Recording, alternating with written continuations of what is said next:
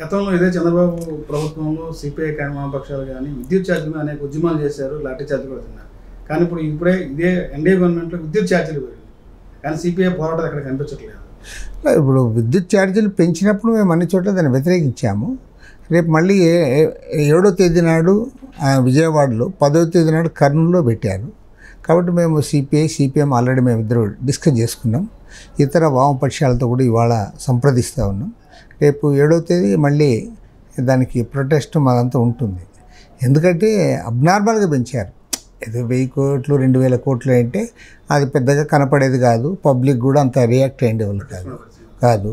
కానీ ఇప్పుడు అట్లా కాదు. ఆయన ఏమి ఎలక్షన్లప్పుడు మేము కరెంట్ ఛార్జీలు పెంచమని వచ్చాడు అధికారంలోకి. వీలైతే తగ్గిస్తాము. ఒకటి ఇప్పుడేమి పబ్లిక్ ఏమి తగ్గించకపోగా ఆయన పెంచుతున్నాడు. ప్రజలు కూడా ఎట్లంటే తగ్గించకపోతే అంత పెద్దగా మాట్లాడరు కానీ బట్ పెంచితే మాత్రం కొద్దిగా రియాక్ట్ అవుతారు. ఆ పెంచిన పెంపుదల కూడా ఎట్లుందంటే ఒకసారి ఫస్ట్ 6072 కోట్లు, తర్వాత మళ్ళీ 9412 కోట్లు, అంటే ఒకేసారి 15400 కోట్ల రూపాయల భారం, 86 కోట్ల రూపాయల భారం పడతా ఉంది. ఇది ఖచ్చితంగా ప్రజలు వ్యతిరేకిస్తున్నారు. తర్వాత ఇంకా భవిష్యత్తుగా పెరుగుతుంది తప్ప తగ్గేది ఏమి ఉండదు. ఎందుకంటే మళ్ళీ ఇప్పుడు అదానితో సెకీ అగ్రిమెంట్ ప్రకారము అది 25 ఏళ్ల పాటు అదనపు భారం పడుతుంది. కాబట్టి ఏమంటే వీటన్నిటిపైన కూడా రేపు మేము 7వ తేదీ నాడు విజయవాడలో పక్షాలంతా సంప్రదిస్తూ ఉన్నాం.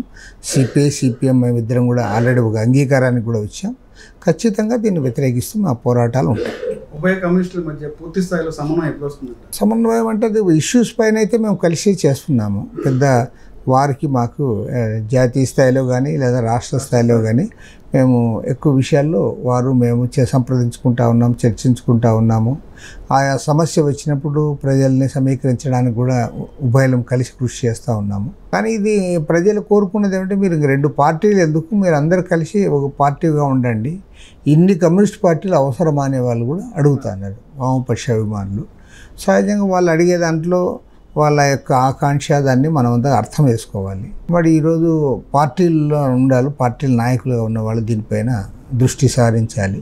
ఏదేమైనా సరే కమ్యూనిస్టు ఉద్యమం భారతదేశంలో చీలిపోవడం వల్ల శ్రామిక వర్గానికి నష్టం జరిగింది, కమ్యూనిస్టు ఉద్యమం దెబ్బతిన్నది. ఇది పోవాలంటే ఖచ్చితంగా ఏదో ఒకనాడు మళ్ళీ కలవాల్సిందే. ఇప్పటికైతే సానుకూలంగా కలిసి చర్చలు చేసుకొని ముందుకు సాగుతూ ఉన్నాం. ఏదో ద డే విల్ కమ్, ఏదో ఒక రోజు అందరం కూడా ఒకే జెండా కింద వస్తాం. కమ్యూనిస్టులకి గతంలో ఉన్నటువంటి పోరాట ఉద్యమం పెట్టడం ఇప్పుడు లేదంటారు. పోరాటం తగ్గింది. కమ్యూనిస్టులు చేయడం వల్ల పోరాటం వస్తుంది, కమ్యూనిస్టులు వెనకపోవడం వల్ల పోరాటం తగ్గుతుంది అనేది అదే ప్రజల నిలబడే కమ్యూనిస్ట్ అనేది అనాదిగా ఉన్నటువంటి మాట. అదే ఇప్పుడు పబ్లిక్ వాళ్ళు ఫీల్ అయ్యేదాన్ని బట్టి, వాళ్ళకున్న గ్రావిటీ ఇది బట్టి, ఆ సమస్య యొక్క తీవ్రతను బట్టి వాళ్ళ స్పందన ఉంటుంది.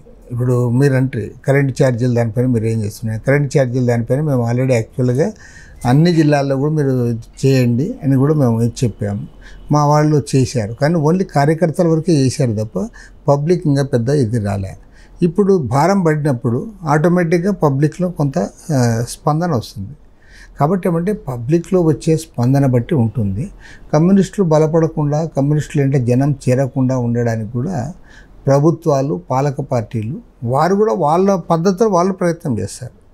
ఇవాళ సంక్షేమ కార్యక్రమాలు ఇచ్చేదాని ద్వారా లేదా ఇతరేతర ప్రజలను ఆకట్టుకోవడానికి వాళ్ళు కూడా వాళ్ళ పద్ధతిలో వాళ్ళు చేస్తూ ఉంటారు. కాబట్టి ఏమంటే పోరాటాలు అనేది కమ్యూనిస్టులు సృష్టిస్తే వచ్చే పోరాటాలు కాదు. ప్రజల నుంచి ప్రజా సమస్యలపైన వాళ్ళు కదిలేదాన్ని బట్టి ఉంటుంది. ఆ ప్రజా సమస్యల పరిష్కారం కోసం దానికి నేతృత్వం అంటే ఆ ఉద్యమాలకు నేతృత్వం వహించాల్సిన బాధ్యత అది కమ్యూనిస్టులే తీసుకోవాలి. కమ్యూనిస్టులు దాంట్లో వెనక్కిపోకుండా ఈ జనాన్ని సమీకరించే దాంట్లో, జనం సమస్యలు పరిష్కారం చేసే దాంట్లో ముందుంటే ప్రజల నుంచి ఆదరణ కూడా పెరిగే అవకాశం ఉంటుంది.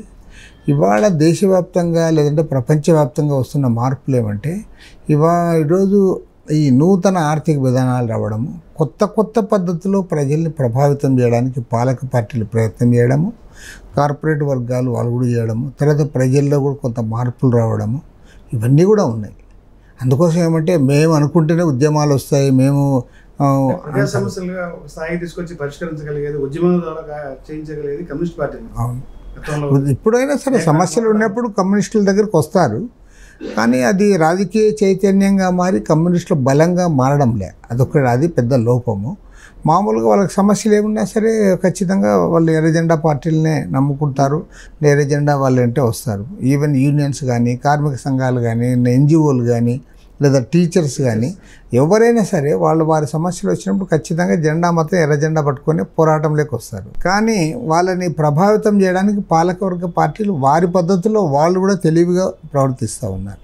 ఏ రకంగా వీళ్ళని వాళ్ళ వైపు తీసుకొని పోవాలి, ఎట్లా కమ్యూనిస్టులు వెంట పోకుండా చేయాలి, ఒకవేళ ఆ సమస్య పరిష్కారం కోసం కమ్యూనిస్టులు వెంట పోయినా రాజకీయ అంశాలు వచ్చేలోగా లేదా ఎన్నికలు వచ్చేలోగా తమ వెంట తీసుకోవడానికి ఏం చేయాలనేది కూడా వాళ్ళు ఆలోచిస్తూ ఉన్నారు.